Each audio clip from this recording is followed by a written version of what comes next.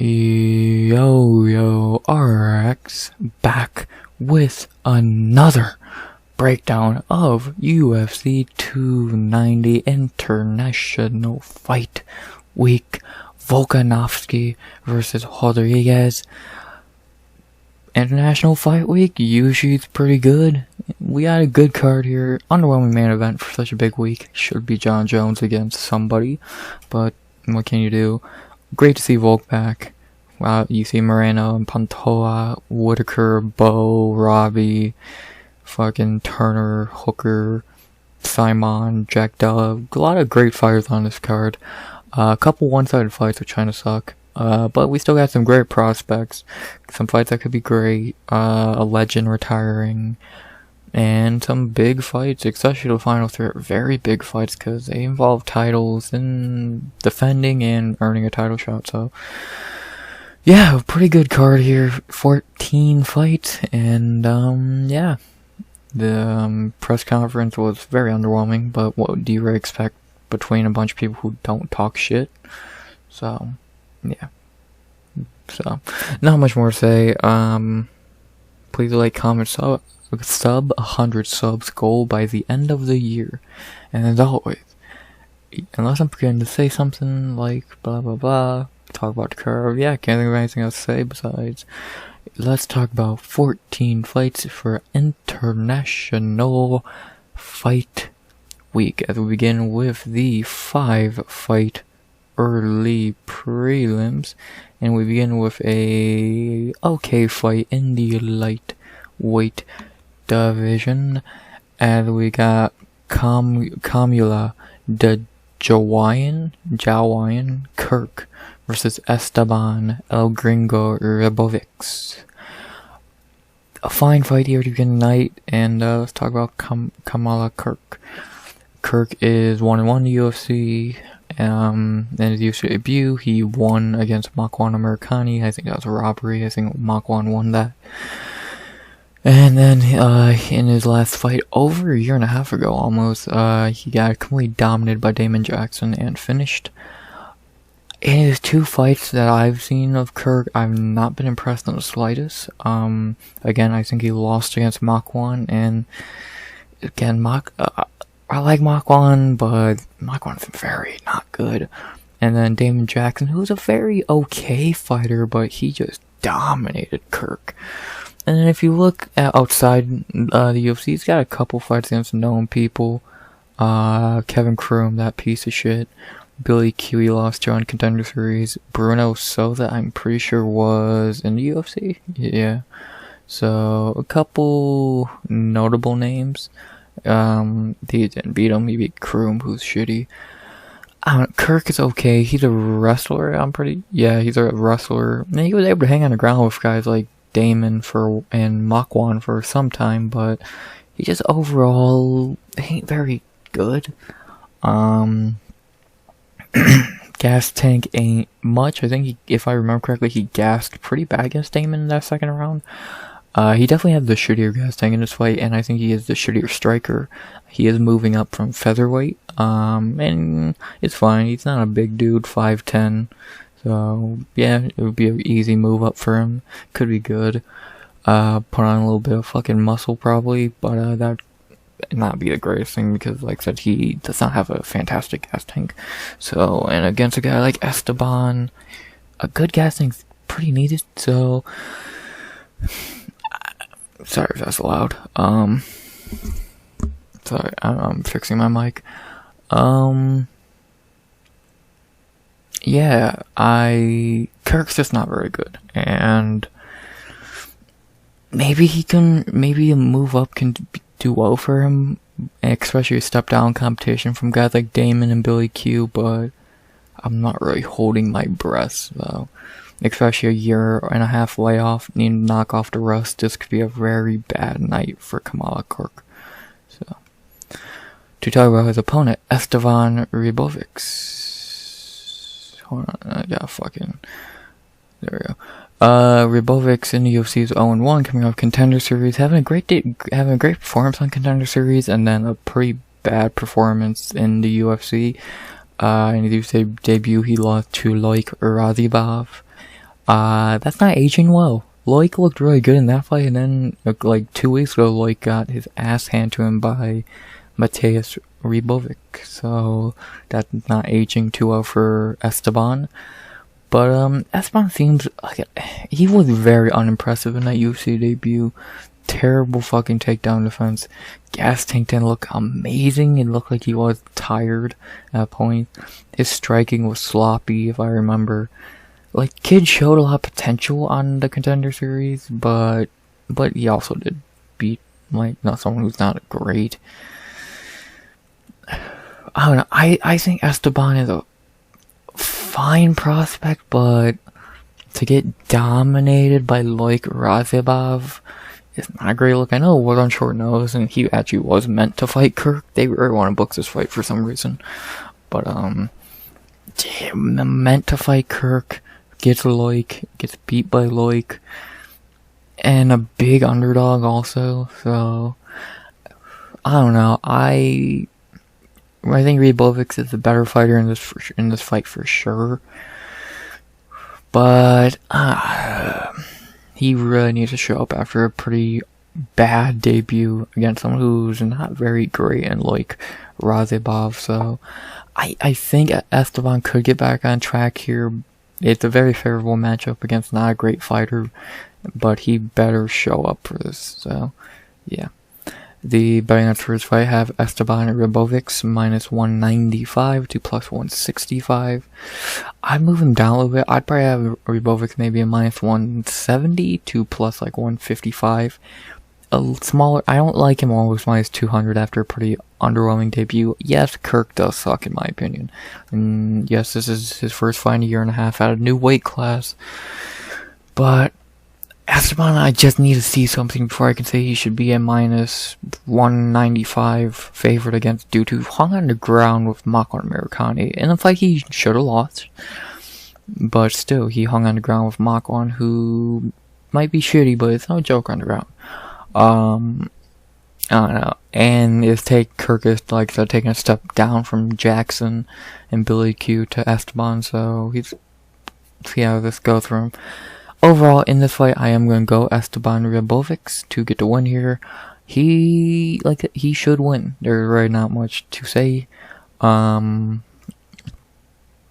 think he can get back on track here, and he probably will, and the main question now is how. I don't think a decision, but how does he finish him? Probably in the second. Kirk, like I said, Kirk will probably be knocking the rust off in the first, but he will also be weakening his gas tank.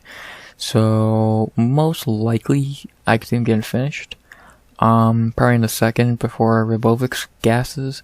So, let's see, how many second round finishes has Ribovics got? Only, 4 in the first? I'm gonna go Esteban Ribovics by knockout in the second. I think you'll be able to catch Kirk early, first minute or two. Kirk is starting to get in his flow, but he is getting tired. I'm gonna go Ribovics in this one. I think he should be able to get back on track here against a very bad fighter in Kirk, so I'm going Esteban Ribovics by knockout in the second. By the way, if you hear loud fucking noise on the mic or something, I am recording off my audio off something different. It's a microphone and not just my fucking computer, so if I breathe into it or I hit it or Justin, it makes a lot of noise. I'm sorry, but I know the audio does sound better, so yeah. Let's go into our second fight of the night, a low-level flyweight fight between Shannon, the Turkish Delight, versus Jesus Aguilar. Decent fight. Let's talk about Shannon Aros. Shannon in the UFC is 0-1, coming off Contender Series where he lost, but he put up an amazing fight against Salvador, and he had some fucking, I don't want to call it disease, but some fucking illness, I believe, or something along those lines, and when Dana found out, they gave him a contract because he had an amazing fight, one of the best fights of DWCS last year, and Shannon showed he's a dog. in that fight against Salvador, and with what he did have, which was a very serious thing if I remember, UFC gave him a contract, as they should have. But then his UFC debut against Clayton Rodriguez, he got his ass embarrassed. Clayton ran through him in 59 seconds at home in Australia. So, very bad night for Shannon Ross. Very bad debut for Shannon Ross. Just not a very good performance by Shannon. If he wins fights, he's gonna win fights off his toughness, because skill-wise, he's not very good. He's really tough, though, and that will win him fights. It probably has outside UFC. Like, just against guys like Clayton, that's not gonna work. Salvador, it's not gonna work. Maybe it can against Jesus, but if he does win this fight, and he has to go fight another tough opponent, he's gonna lose, because you can't rely on toughness against top fighters. Ask Tai Tuivasa, Derek Lewis, TKZ, the Korean Zombie. Toughness only gets you so far. Toughness doesn't get you a title. I can't really think of many guys that won titles off their fucking toughness. So, yeah. Ross is not a... I don't know. I think Ross is pretty much a human punching bag to an extent. And he really needs... Even if he does lose this fight against Jesus, he really does need to show something.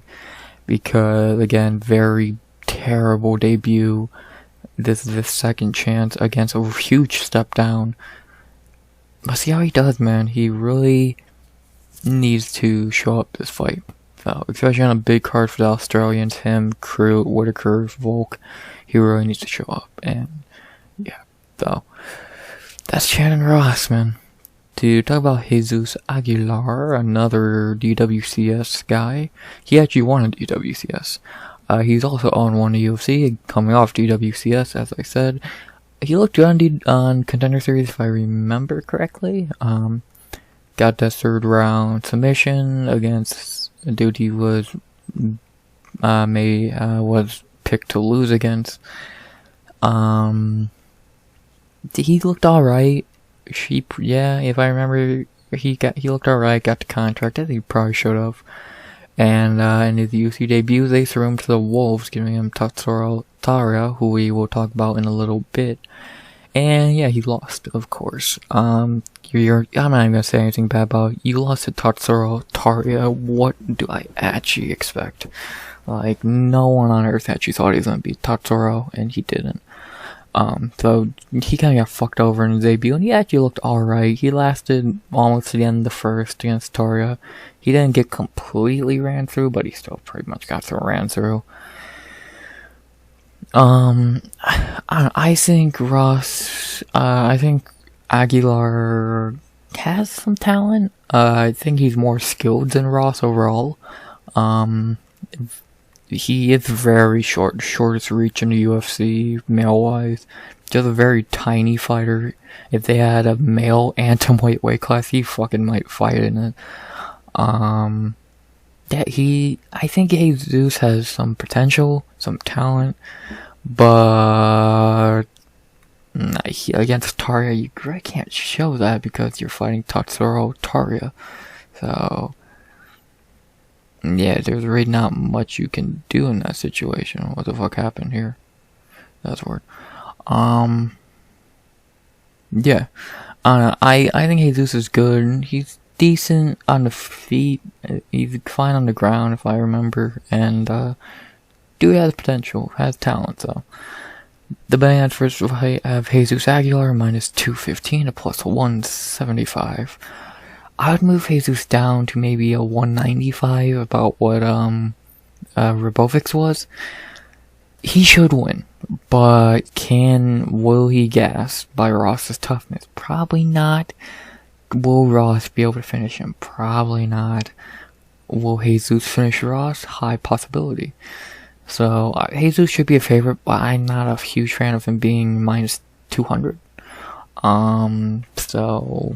But yeah, I do think Jesus should be the favorite here, and I think he should win this fight. he's just a better fighter, I think. Ross is just relying on his toughness like always. And maybe in the third it could do some, maybe get 10-8 in the third if Jesus gasses. But then you're really, just sorry if you heard that. Yeah, he could rely on Jesus gassing late, but I wouldn't hold my fucking breath on that. So, yeah, I'm gonna go Jesus Aguilar to get the win here. Should be able to just not fucking fall into a trap, not get in a stupid fight. Fight his fight and win. So I'm going Jesus Aguilar by decision. Should be able to just be better than Ross, and I think he will be. So Jesus Aguilar gets his first UFC win by decision. After that, we go to the first of 3 big dropouts and step-ins, as we got Cameron MSP Saaiman versus Terrence Mitchell. This is meant to be Cameron Saaiman versus Christian Rodriguez. Christian Rodriguez pulled out a couple weeks ago, and Mitchell stepped in. So now we got Cameron Saaiman versus Terrence Mitchell. Let's talk about Cameron Saaiman. Cameron in the UFC is 2-0, coming out to Contender Series. Also, Dana really loved Cameron coming off Contender Series. He was really high on him. Got the 3rd round knockout in a fight. Saaiman, I don't know if he was losing, I don't remember, but a fight that was close, maybe. Getting the knockout on Josh and getting a contract late in the 3rd. Then in his in his 2 UFC fights, in his debut against Steve and Kozlow, he kind of looked pretty bad. He was losing that fight most likely, but he gets the standing KO late in the 3rd. And then his last fight against Mana Martinez, he had a fine performance. Mana's a pretty underrated fighter, and Mana did the best he could against Saaiman. The one thing that has happened in both Saimon's UFC fights, dude got to stop fouling. Eye poke, nut shots. He has to stop, because he didn't get himself DQ'd or a fight in a no contest eventually. Like, in both fights against Kozlow and Mana, he fucking eye poked him or nut shot him multiple times. He probably has a point taken away in one of them, but it's not both fights. Saaiman has a lot of talent, but like I said, he has to stop fouling. Kid's 22 years old. He's looking great. 8-0. They thought a lot of him, giving him Christian Rodriguez coming off the huge upset against Raul Rosas. So I think Saimon's a great fighter. I think he has a lot of potential. Again, 22 years old, next 10 years he could be a prom for bantamweight. But he has to get the fouls in check. If he can get the fouls in check, he should probably be a top 20 to 15 dude. Dude is very talented. And again, only 22 years old, he's gonna get better. So, I think Saimon's very talented. I'm gonna say that like 6 more times. But, yeah, gotta get your, what would Herb Dean say, fucking control your weapons. So, Cameron Saaiman. To talk about his opponent, Terrence Mitchell, not gonna lie, I know nothing about him until he stepped in. The only thing I do know about him is he was on Tough and got completely slaughtered by Kai Kara France. Can you get mad at that? No. So, yeah, Terrence Mitchell, he doesn't fight a lot. His fights are weird. 2014, 2 fights. 2015, 2 fights. 2016, 1 fight. 2018, 1 fight. 2022, 1 fight. And then 2023, he fought twice already. He took this weird fucking break between 2018 and 2022. The pandemic, but organizations were still fighting. Plus, he was in some fucking joke promotion, Alaska Combat Entertainment. What the fuck is that? Yeah, I'm not gonna lie to you and give you some long-winded breakdown. This dude's gonna lose. He pretty much has no fucking chance. And if he gets the win, good for him. But I highly fucking doubt it. So yeah. The big answer for the fight have Cameron Saaiman minus 480 to plus 350. Yeah, Saaiman should win this fight. Like I said, really not much to break down here. He's just a better fighter. Everywhere, younger fighter by 11 years. And the brighter future. So, I am going Cameron Saaiman to win this fight. Of course. How? Why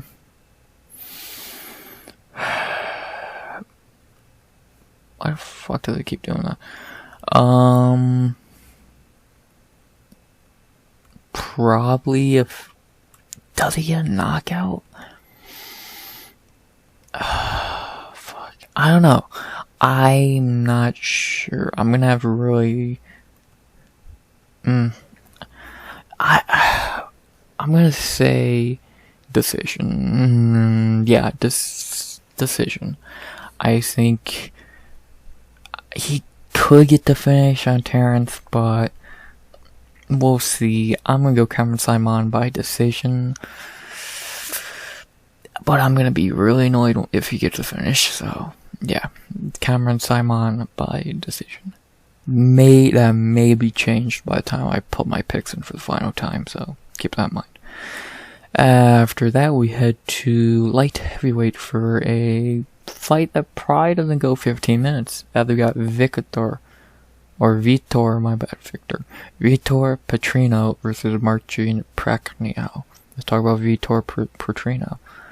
Vitor in the UFC is 1-0, coming up Contender Series. I'm going to say that 6 more times this fucking breakdown. He had a great knockout in the Contender Series, comes into UFC, and has a very weird fight with Anton Takade.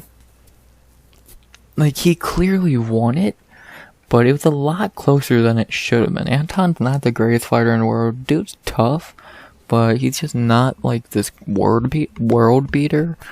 So for Vitor to have this, or Vitor, why do I keep saying Victor? Vitor to have this surprisingly close fight with him is weird. His casting did not look very impressive.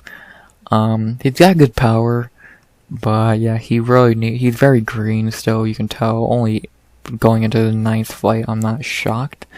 But yeah, he definitely needs to get a little better in some areas. He eats good. There's no doubt he's a good fighter. He has power. Like, this is a nice looking win, being a 20-8 dude, former UFC fighter. I remember this guy, he kinda sucked. But beating a veteran, not bad. I think Victor has talent. Like I said, very powerful, and this is a step up. Barely. Actually, is it? I might take Anton over Marcin Prachnio, but whatever. Not really much to say about Victor, because we've only seen him get knockout wins and do very little, so, yeah. To talk about his opponent, Marcin Prachnio, Marcin UFC is 3-4. His wins are Khalil Roundtree, Ike Villanueva, and William Knight. His losses are Sam Alvey, Magomed Ankalaev, Mike Rodriguez, and Felipe Lins. His wins, Khalil Roundtree didn't show up. Ike Villanueva sucks, and William Knight literally did not fight. And his losses, he lost to Sam Alvey in 2018. Magomed, how the fuck was that allowed to happen? Mike Rodriguez, you goddamn Prachnio sucks, and Felipe Lins, really. Long story short, Prachnio is not very good. He tries this karate style and it never fucking works. He also got beat by Alexander Rachik. No shocker there. Yeah, Prachnio is not very good. I've never thought much of Prachnio. Weak chin, not a good fighter. All his losses in the UFC, well, 3 of his losses are by knockout in the UFC. Dude got knocked out by Sam Alvey in 2018, dog. And Mike Rodriguez. Like, dude, what are you fucking doing? You suck ass, my guy. Yeah, not gonna waste your time on this. Marcin Prachnio sucks. And 2 of his wins on UFC are because the other guy didn't fight. And the 3rd one is because it's Ike Villanueva, so what do you really want me to say? The betting odds for this fight have Vitor Petrino minus 275, 2 plus 220. Yeah, I think he should just start Marcin pretty early in the first 3-4 minutes. Should not really be the hardest night of Vitor's career. I think he got the UFC jitters against Anton. I think he's gonna not have those for this fight, and I think he's gonna knock Marcin out. So, own Vitor Petrino by knockout in the first. Right, not much to it. Prachnio could win a boring kick fest where he just kicks at Vitor for 15 minutes, but I'm not gonna hold my breath on that. So, yeah, Vitor Petrino by knockout in the first. And after that, we head to our featured early prelim as we got Edgar, Pitbull, Cháirez versus Tatsuro, Taira. Let's talk about Edgar Cháirez. Why does it keep fucking doing that? Edgar is making his UFC debut. Taira was meant to fight someone else a couple weeks ago. Who was it? I don't know. Fucking. He was meant to fight. If I'm not very good, Clayton. Yeah, he was meant to fight Clayton a couple weeks ago. Clayton missed his weight. The fight gets canceled, and then they rebook him 2 weeks later for this card against Edgar. Edgar was on Contender Series not long ago. Lost to Clayton Carpenter. Not a bad loss at all. Dude looked alright, and then got 2 wins on the regional scene and got picked up by the UFC to fight Tatsuro Taira, and he was gonna be on Contender Series again this year, so that's pretty good for him. He's a fine fighter. He's tough. He has heart, but yeah, he has no chance in this one. Not gonna lie to you. Yeah, he fought Jesus Aguilar. Yeah, if he's losing to guys like Aguilar and Carpenter, what the fuck is Taira gonna do? Taira is a future top dude. Like, it's stupid how good Tatsuro Taira is. And I think this is just going to be another easy one for Tatsuro. So let's talk about it now, because I really got nothing to say about Edgar besides, yeah, you're happy you showed up, but you're going to lose. Tatsuro in the UFC at 3-0, beating Carlos Candelario, CJ Vergara, and Jesus Aguilar. Not very much to say, he's just ran through all of his opponents. Candelario was his weakest performance, but he still clearly won. CJ Vergara, a very actually good win. He is aging well, and he looked pretty decent. And Jesus Aguilar, he just ran through. Yeah, dude, Taira is really good. We've not really got to see his striking much in the UFC. I think very little of it. But if his ground game has anything to tell us, he's just really fucking good. And I really, really, really think he's going to be a top dude at flyweight. So, not very much more to say.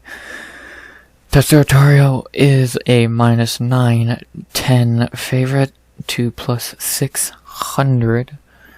Yeah.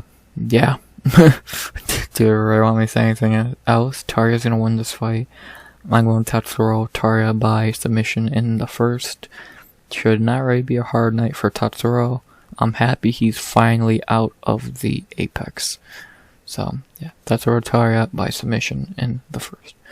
Those are the early prelims, fight path prelims, not bad. Saaiman and Tatsuro Taira are 2 great names to have on them. Petrino's cool. Ribovics could be fun. Jesus and Ross will be fun. But now we move on to a pretty fucking good prelims with 4 pretty good fights and fighters. And we begin it with a rematch of a fight that happened earlier this year. And then we got Jimmy Crute versus Atomic Alonzo Menifield, the rematch from their fight at UFC 290 or 284, right? Was it 284? Yeah, excuse me, fuck. Yeah, I was right. So yeah, let's talk about Jimmy Crute. Obviously, in his last fight, just like Alonzo, they had a draw, because Alonzo grabbed the cage, got a point taken in a fight he was clearly winning, and it became a draw. So, to talk about that fight, because I think that's the main thing to talk about first. Actually, let me go to this page to do this. First 2 rounds of Menifield pretty much just picking Crute apart. In the third, Crute had a really good round. She had a better gas tank by the end of the fight, but still, if Menifield didn't get a point taken away, Menifield would have won. And now they run it back on a Volt card again. So yeah, let's talk about Jimmy Crute a little bit. Crute's such a weird fighter to look at, cause dude has talent. Dude's actually really fucking good. But ever since the Smiths fight, he's just been off. Like, he looked great in the UFC for a while. Fucking Paul Craig, Sam Alvey, 2 fine wins to begin your career. Then he lost Serkinov by some insane submission. Yeah, that's a terrible loss, but it happens. He then knocks out Oleszejczuk and Bukowskis. And then he fights Anthony Smith in a fight everyone thought he should have won. He got O'Malley'd. Then against Jamal Hill, Jamal flatlined him. And then he tore his ACL at the end of 2021. Took all of 2022 off because of it. Came back, had that draw. Now he's back. That Smith fight changed him. Crute has a lot of talent, and if he doesn't start waking up, he's gonna go down as one of the biggest, and one of the saddest flops in UFC in the last while. Because, the dude is very talented, just he hasn't been putting it together lately. He doesn't use his wrestling, his striking has looked pretty bad, and he really needs to wake up this fight, because if he doesn't, it's gonna be a really long night for him and a very bad loss. Crute has talent, but he's just not fucking using it to his abilities. Very Kevin Lee, like I said with Kevin Lee last week, the dude has talent, he just doesn't show it every fight, and it's fucking annoying. So, to talk about Alonzo Menifield, on the other hand, Zoe's been pretty good in the UFC lately. 2-fight winning streak going into the Crute fight. Not great wins. Oscar Morozov and Misha Sukhanov. Not very good wins. 2 first-round knockouts though, where he did look very good, and then he pretty much beat Crute. Before his last couple fights, he was pretty much up and down the UFC. Wins, losses. He would win some, he'd lose some. Beat Paul Craig. Beat fucking Ed Herman, Fabio Sharon, but he would lose to guys like OSP, Devin Clark, and William Knight. So, it very seems like Menifield's putting it together now, which is good to see. Dude has potential. Dude's very powerful. He is 35 years old. At heavyweight is kind of a red flag. But his power alone can carry him through some fights, as we've seen it happen before. So, and it does seem like he's getting better as a fighter, which is weird at 35 to say that, but it does seem like he is getting better. So, yeah. The Bang Answers fight are pretty much even, a pick'em. I would agree, because you really don't know what you're going to get from these two. Crute, you don't know what he's going to come in and actually try and do. Is he actually going to try and strike, which is stupid? Is he going to try and wrestle, which would be kind of smart? And for Menifield, is he going to come in cocky, because he probably won that fight? Or is he going to come in wanting to kill Crute? So, it's a very mind games and game plan fight. So, they're very hard to predict. I know in the first fight I picked Crute, because I would just think Crute gets back on track here after the ACO tear. Yeah, that didn't age well. In this one, fuck, who am I leaning with? I don't trust either to an extent. I think I'm gonna go. I trust Menifield a little bit more. I trust Menifield a little bit more. I think he could catch Crute, put him out. I think he can just win the first 2 rounds again. Especially, who knows what Crute's game plan is. So, yeah, I trust Menifield more, and I think that Menifield can get to win here. So I am going Alonzo Menifield by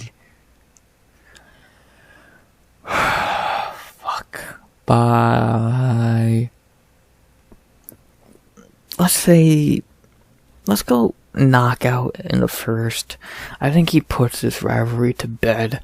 So yeah, I'm gonna go Alonzo Menifield by knockout in the first. I just don't feel that confident in a decision pick with Alonzo Menifield, so I'm not gonna do it. I'm gonna go knockout. So yeah, not more to say about that fight. Though by knockout in the first. After that, we had to a fight I'm very excited for, and if you know these two, you should be excited too, because we got a great fight in the women's strawweight division here between Yazmin Jauregui versus Denise D. Gomes. Great fight here. Can't wait for it. And let's talk about Yazmin Jauregui. Been a solid minute since we saw Yazmin end of last year against Estella Nunes. Yazmin is 2-0 in UFC. In her UFC debut, she had that amazing fight with Yazmin Lucindo. One of the best fights of the year, one of the best debuts of the year for both. And then her second UFC fight against Estella Nunes, she had some bumpy roads at first, but after Stella kind of shit the bed, Yazmin jumped on. She smelled blood in the water and attacked and finished her. Yazmin's an amazing fighter. Like, I'll say right now, Yazmin is going to be a fucking top strawweight. She's only 24 years old and she looks fucking fantastic. Her striking is out of this fucking world. She has that fucking Mexican striking like Grasso, like Irene when she actually tries. She, like, dude, I don't know what is in the fucking water there, but dude, Yazmin, Grasso, and Irene, dude, they got some good fucking talent. Yazmin is stupid good. Like, if she can fight, like, it's kind of lame that she's already lost most of this year, but if she can win this and take one more fight, she could easily be ranked. If she wins this, she deserves to get a ranking fight, because, dude, all you're doing is wasting her time now. She should probably already be fighting for a ranking, she's that good. But the UFC is gonna be the UFC, you know. But, yeah, Yazmin, I can't say enough good things about her, because she's just that damn good. To talk about Denise Gomes, a less great UFC run so far, ups and downs. Denise is 1-1 in UFC, coming off Contender Series. She looked good on Contender Series, didn't look that bad. Then in her UFC debut on very short notice, she stepped in and fought Luma Lukbumi, never an easy fight. She got destroyed. But then in her second UFC fight, she came in like a bat out of fucking hell, and she dominated Bruna Brazil. She came in with that Andrade style and not giving a fuck. Like, she ran through Bruna Brazil, and it's fucking insane. Like, she embarrassed Bruna to an extent. Like, that was just a mauling. And I think that's the Denise Gomes we wanted to see in the UFC off the Contender Series. Like, she trains with Andrade, I believe. She does the Andrade pose in the fucking introductions. She's a little tank like Andrade, and she's gonna need to be that little tank to give Yazmin a fight, let alone win. So, Denise, I think, is a very talented fighter. 23 years old, very young fight here. And I think these two are both going to go very far in the strawweight division. I think one's going to go further than the other, but I definitely think Denise has a lot of potential. She trains with Andrade. Her girlfriend is Carol Hosa, who is getting better, it seems. And I think Gomes is very good. And she's going to need to be her highest level to win here tonight. The main answer is fight have Yazmin Jauregui minus 420, nice, to plus 320. Yeah, as much as I kind of hate to say, I agree. Gomes' best chance of winning this fight is making it a dog fight, is what I would say. But when I thought about that statement, I thought, we already saw Yazmin in a dog fight against Yazmin, and Yazmin won, and it looked good. Literally, Gomes' only chance of winning this at this point is knocking Yazmin out, and that's not gonna fucking happen. Let's be honest now, that ain't happening, man. It would be cool if it did. It would be fucking insane if it did. It's just not gonna happen, though, so... Not gonna really lie to you. Yazmin should win this fight pretty soundly. Gomes will give her problems. Yazmin might even get clipped and hurt a little bit. But overall, Yazmin Jauregui should walk away for a win here. And I am going to go Yazmin Jauregui by decision. Just don't get knocked out on the feet. Yazmin's going to be better. And yeah, so I love this battle of prospects, but I think Yazmin's just her own fucking level. So yeah. Yazmin by decision. After that, I'm not going to waste your time here. Della Maddalena is going to get another first round knockout. It's not even worth my time to talk about it. And after that, the featured prelim, the last dance of the Ruthless one. As we got Ruthless Robbie Lawler versus Niko, the hybrid Price. Great fight. This is going to be fireworks. Not going to really go down Robbie Lawler's career because we'd be here all day. But he literally just won the UFC Hall of Fame tonight for his fight with Rory. Beyond deserved. And one of beyond a legend. And it's crazy that we're going to see him finally retire. He needs to. His last couple fights show he does. Like, taking out the Nick Diaz fight because that was stupid. Magny, he got beat. And then Brian Barberena just was not able to out-crazy him, which usually a prime Lawler is not losing that fight, but a 40-year-old washed Lawler is. So, yeah, Lawler's really not just been, he's not been himself since the loss to Tyron Woodley. Yes, he got a win against Cowboy, but I think he's just been taking L's. RDA, Askren, even though that was very questionable. Colby, and he's not losing to bad guys. RDA, great. Well, Colby, come on. Magny, yeah, that's pretty bad. Barberena's a dog. It sucks to see Robbie get old and be able to not win these wars anymore, but I do think he's going to be able to have one more great war on the way out. So, all the prayer for the Ruthless one to get the win here in his last fight. To talk about his opponent, Niko Price, another psychopath who loves to fight. Niko in the UFC is 7-6-2, really weird record. I'm not going to talk about all his fights, just going to go down some of his best wins. Alonzo Ban, Randy Brown, James Vick, Tim Means, Alex Oliveira. Some of his losses, he's really only lost to really good guys. Luque, Abdulrazak Al-Hassan, Joff Neal, Luque again, Michel Pereira, Phil Rowe. He should have beat Cowboy.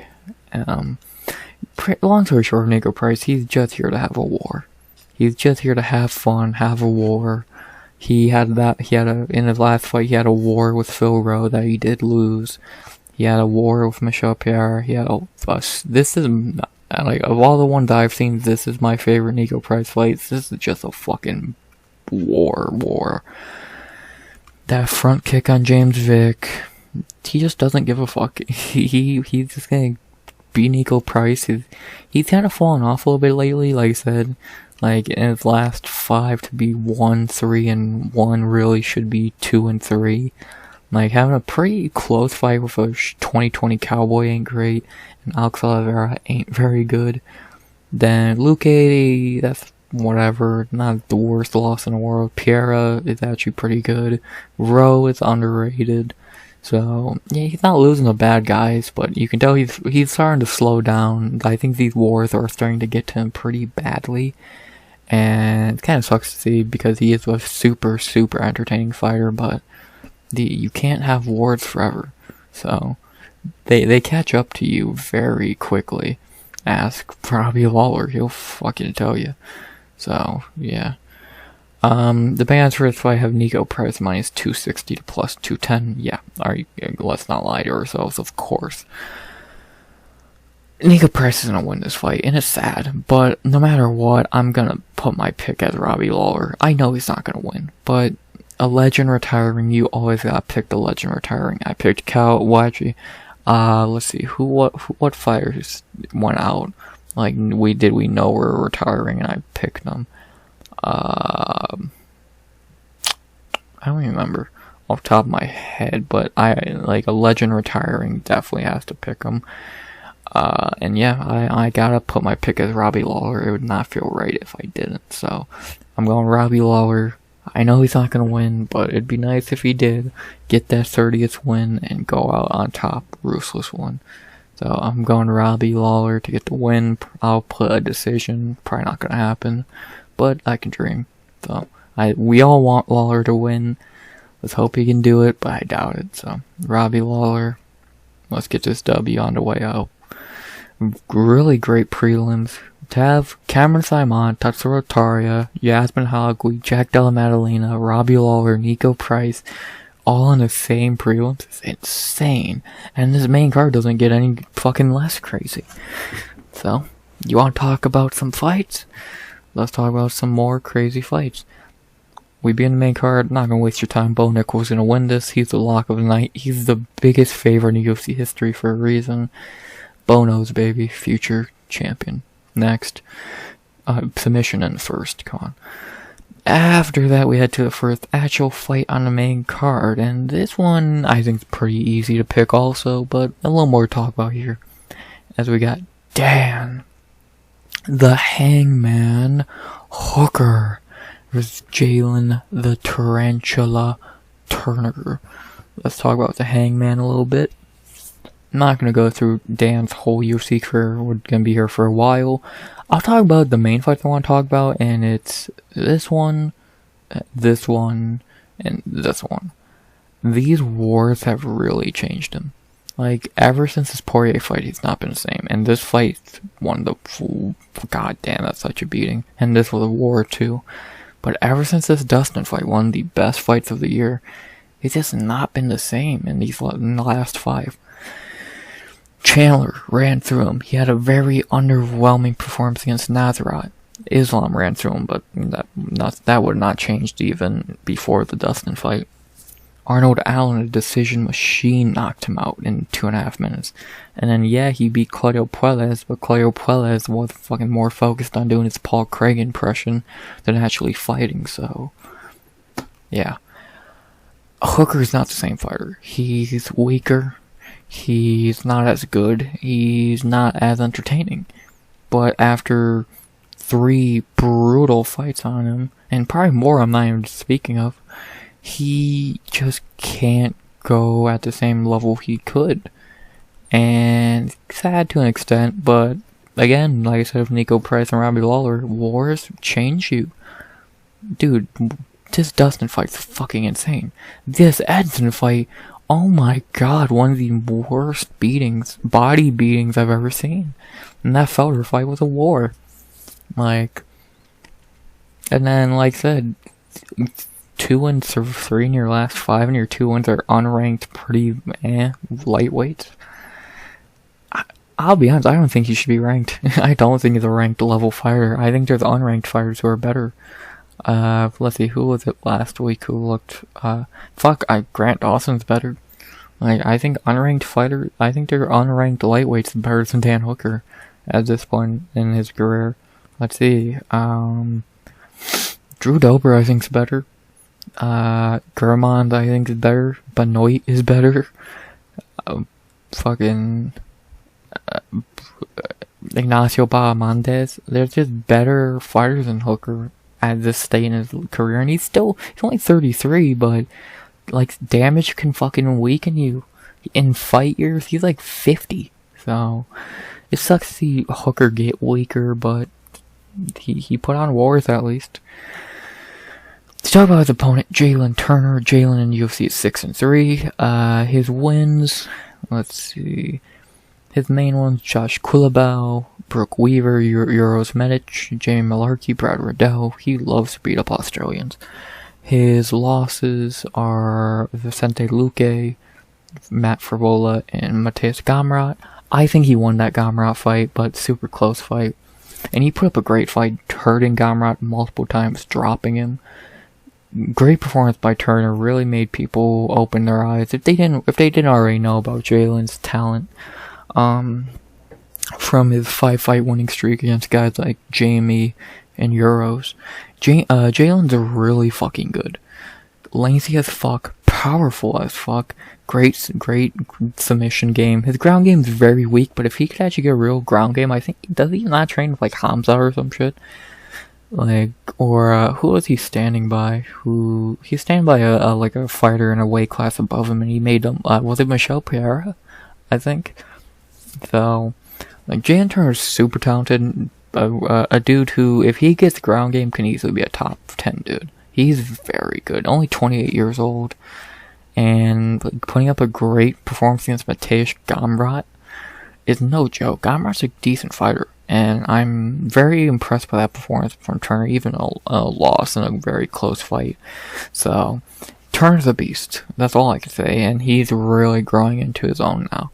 And I think this is going to be his I'm here fight. Because Gamrot, yes, was a loss.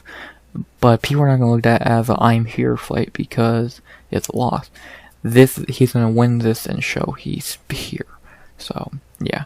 The betting odds for this fight have Jalen Turner minus 240 to plus 190. Yeah, nothing more to say there. Turner should win this. The only way he loses if Dan Hooker becomes fucking a wrestler, which is, he's gonna try and wrestle if he can, but what good is he gonna do?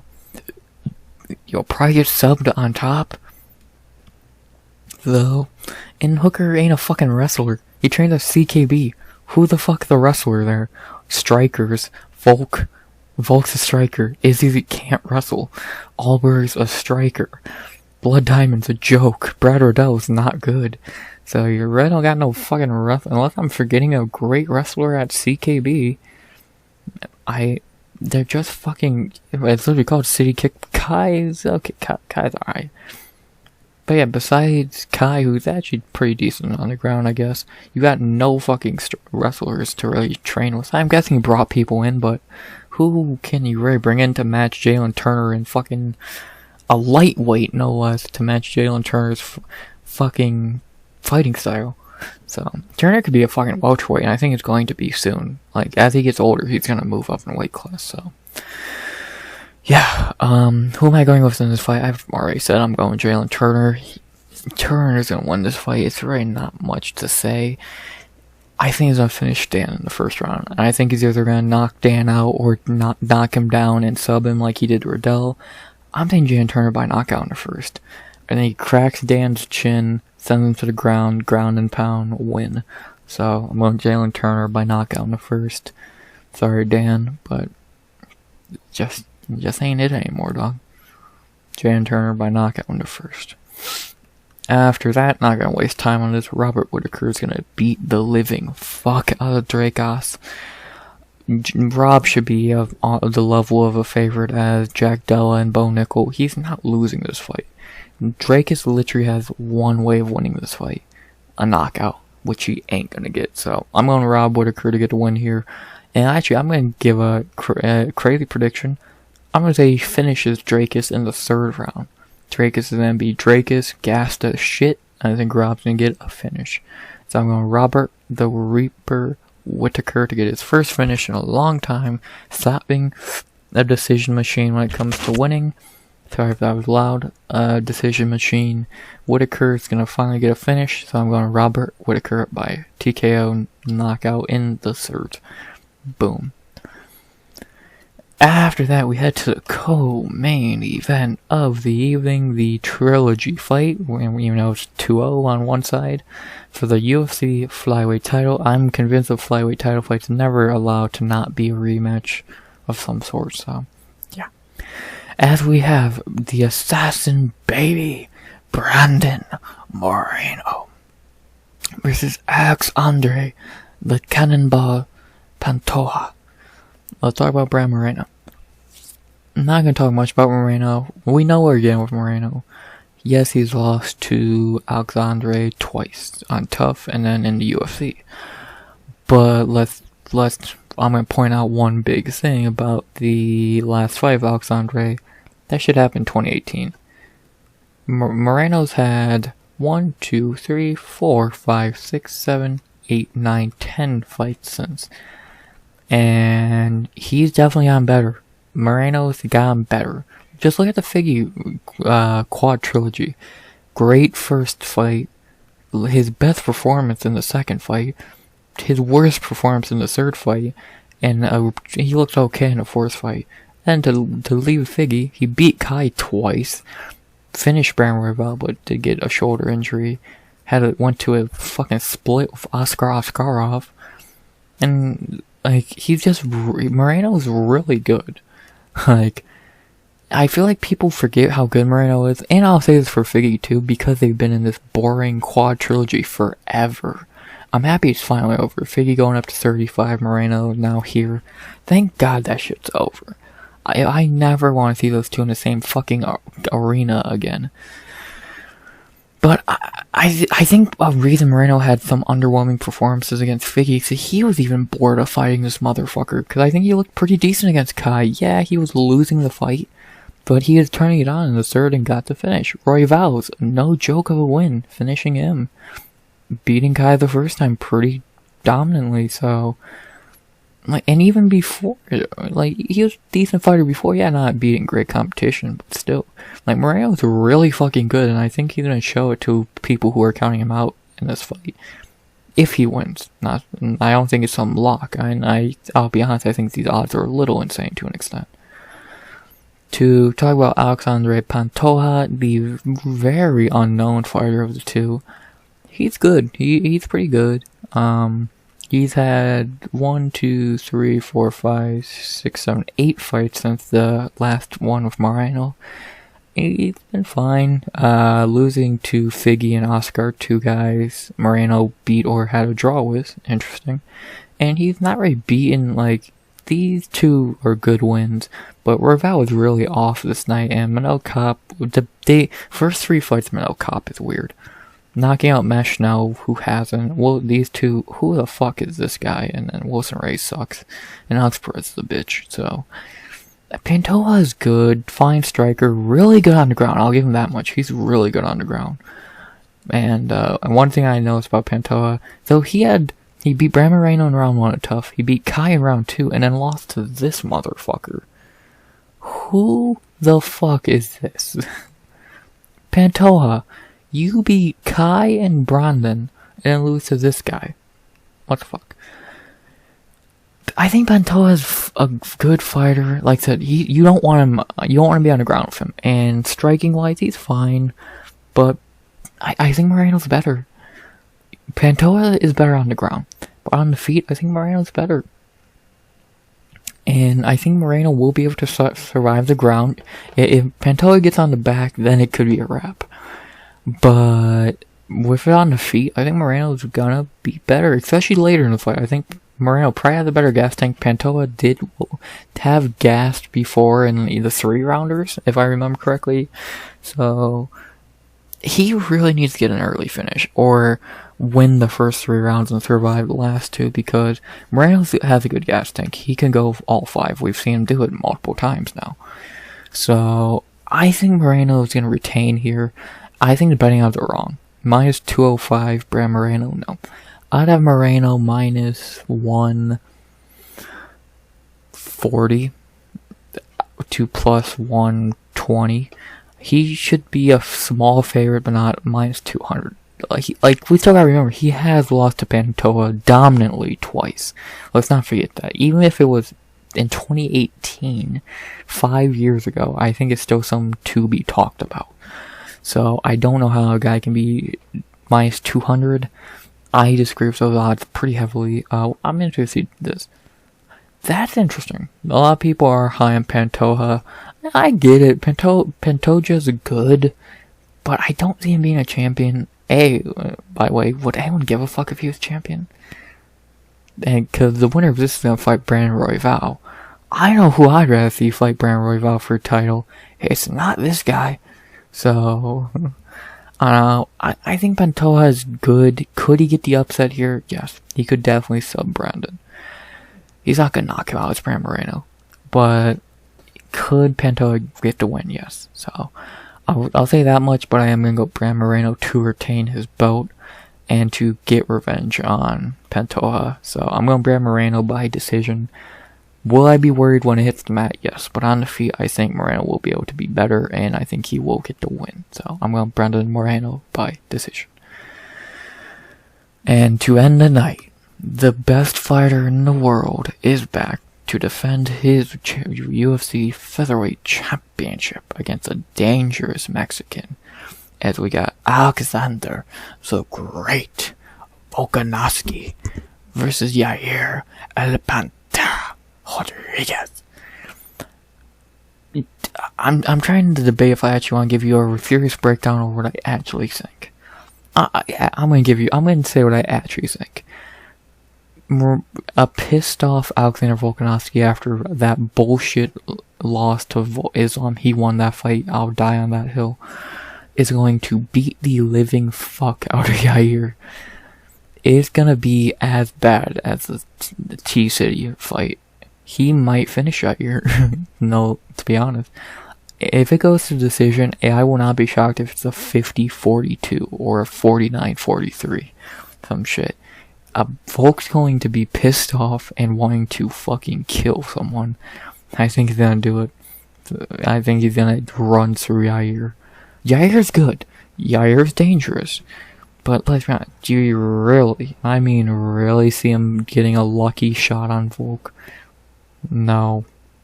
Volk is too good. He's the best fighter in the world, and is he the best 145er? Ooh, I just pissed off half of MMA community. To talk about that for a second, he's not the best yet, but if he beats Yair at 45, I'm not going to count Islam and whatever he does at 55. If he beats Yair and then Ilya and maybe one other person, yeah, he's the GOAT. I think skill-wise, he might be better than Aldo. I would love to see Volk versus Prime Aldo, but I'm getting off topic. Volk's gonna win this fight. I'm not worried about Yair getting a crazy head kick or a body shot finish.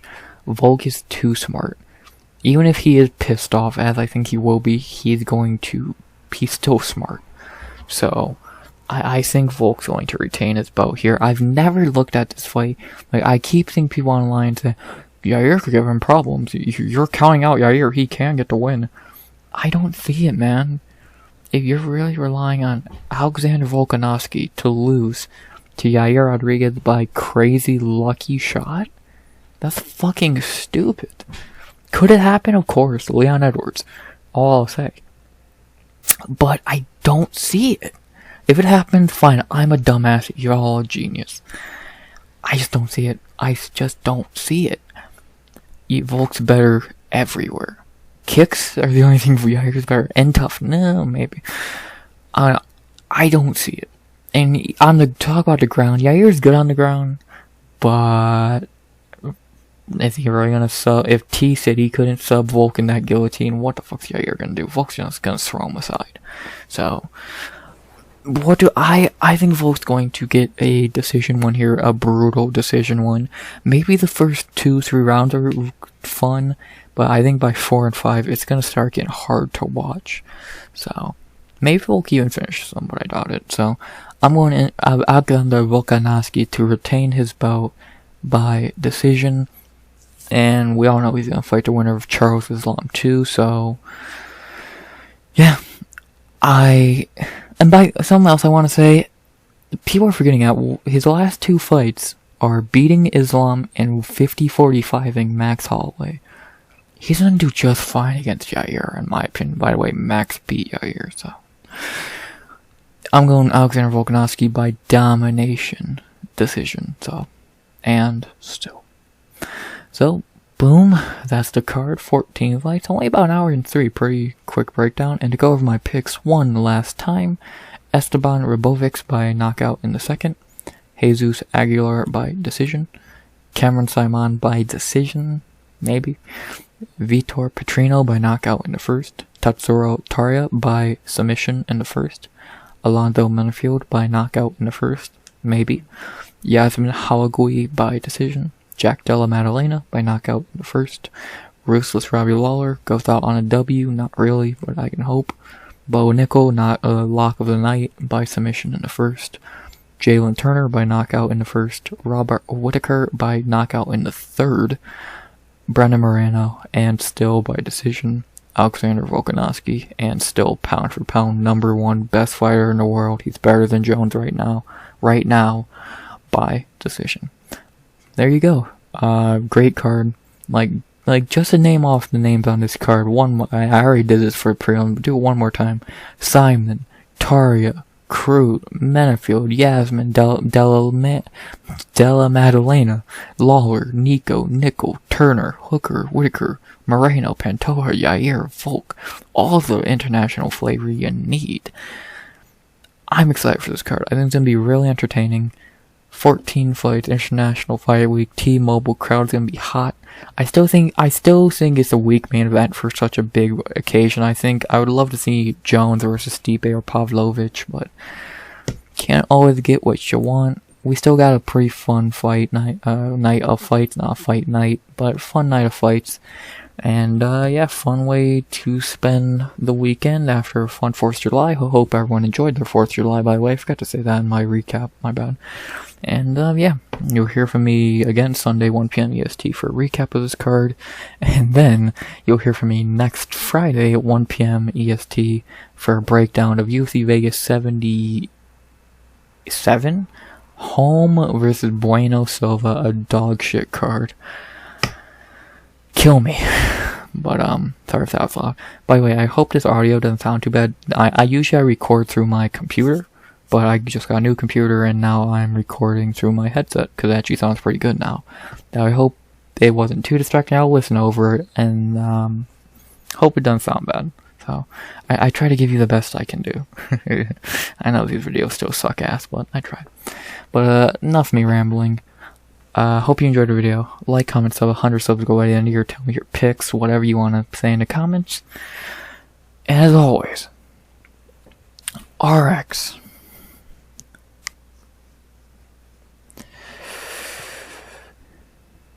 Out.